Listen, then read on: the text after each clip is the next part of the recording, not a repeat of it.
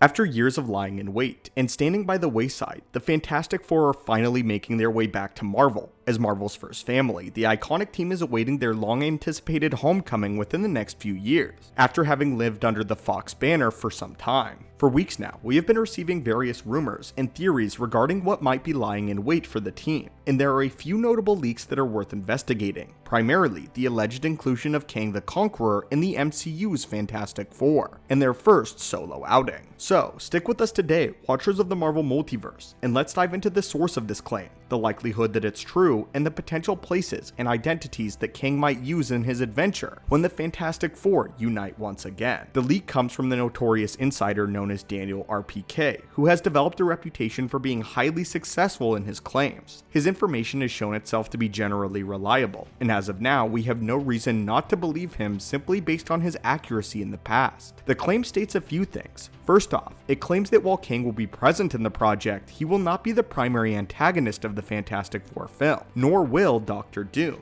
But that doesn't mean that Kang's influence won't still be felt across the project. Daniel RPK also claims that the team will be displaced when the film takes place in the 60s as the team tries to find their way back home and back to the modern day MCU. So, given this, where might we see Kang? What identities will he be using? And what impact could he have on the film? If the team is trying to travel back into the future, then the science of time travel seems to be a large component at the center of the film's conflict, and one of Kang's various aliases might have the technology necessary to send the Fantastic Four home. If this is the case, then we could see the team as they evade whomever the true antagonist is set to be, as they steal or obtain certain components from one of Kang's many identities. So then, what identity from Kang might we see? We propose that if the film is strictly to be set in the 60s, and the team is not going to travel to other time periods, then there is one primary identity that seems to make the most sense, but we will be covering the alternative option in just a moment. In the mainline universe, and in the 60s specifically, it seems as though the likeliest adaptation of Kang to appear in the Fantastic Four might be a modern take on Victor Timely, a small-time robotics manufacturer based out of Timely, Wisconsin.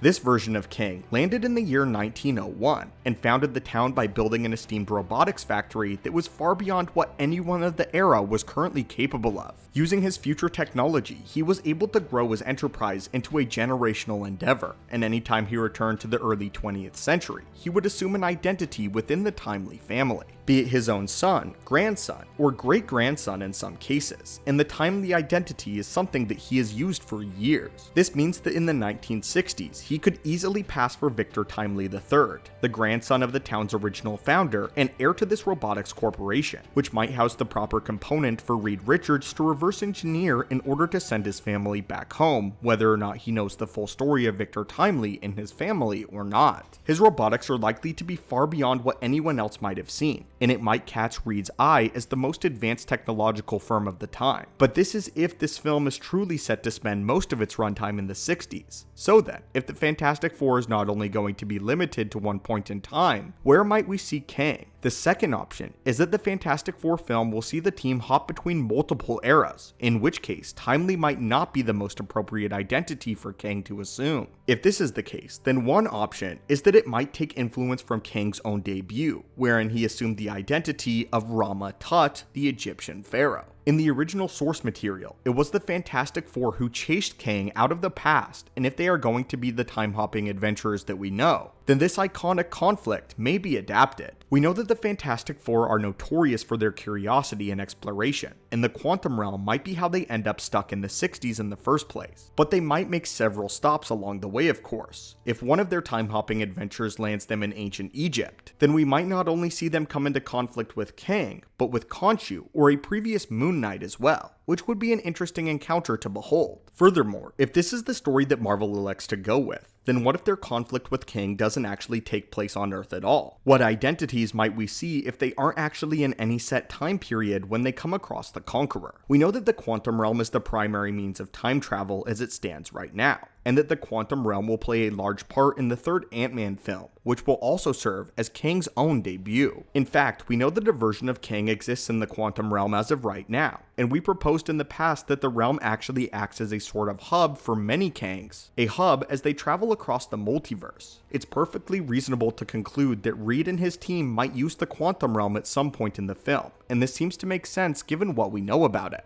If they encounter a variant of Kang, then it might take place in the quantum realm when they are first exploring it. Then this conflict might have resulted in the displacement of the team, and if this is the case, then we may see Kang don his full combat suit rather than simply a human alias. This could mean that Kang will only make a brief cameo to knock the team into the 60s, and then as they escape, they will come across a different antagonist on Earth in accordance with Daniel RPK's claims. It likewise means that they could reasonably encounter any version of Kang that has traveled across the multiverse, and there is conceivably no limit as to which variant this might be, simply because he can be from anywhere at any time. It could also give the Fantastic Four a rudimentary look at Kang's technological capabilities, and establish the conflict to take place in Kang Dynasty before introducing them to the larger landscape of the MCU.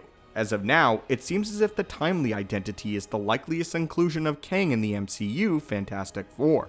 But we felt like addressing these two other warranted variants. But anyway, my friends, what do you think of these options? Do you think we'll see Kang hiding in the 60s? And if so, will he assume the timely identity, or will we see another version of the Conqueror? Will they see him at some other point along the timeline, or in the quantum realm? And if so, which version of Kang would you like to see in the Fantastic Four? As always, my friends, thank you so much for continuing to watch and support the channel. Hit that subscribe button to assemble and join our team, and I hope that you have a great day.